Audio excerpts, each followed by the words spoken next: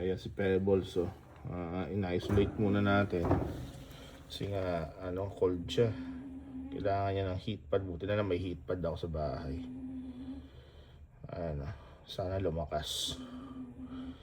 Ayan, si Pebbles nga pala, silky to. Ayan, pagka lumaki yan, haba ng buhok yan. So, ang gagawin ko, siguro kay Pebbles, i-indoor na ko muna siya hanggang sa lumakas siya. Wawa naman Pebbles. Sana lumakas.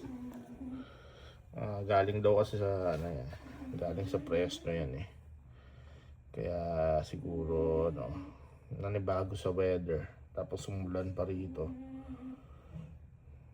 Pero yung cage naman nila nasa may bubong naman yan, kaya hindi naman sila nababasa ng ulan. Tsaka yung bahay na ginawa ko, yung parang lungga nila, naman, kahoy naman na makapal.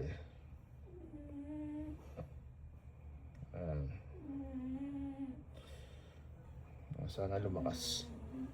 Ito nga pala yung pinapakain ko sa kanila, fresh grass tsaka konting feeds, tubig. Ganyan lang pag-aalaga ng guinea pig. Nga pala, sabi nga pala nung may-ari ng pet shop,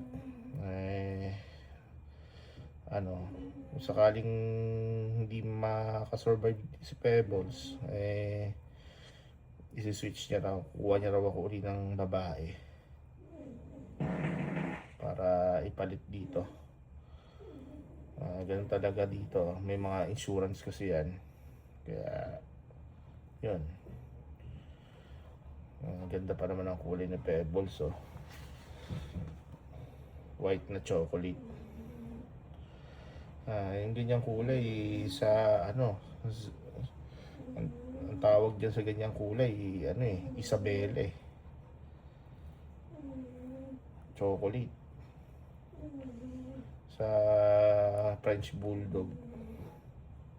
Ganda, oh. Pang ganyan din yung kulay nung nung Texel si curly top. Ayan. Sana makasurvive. Sayang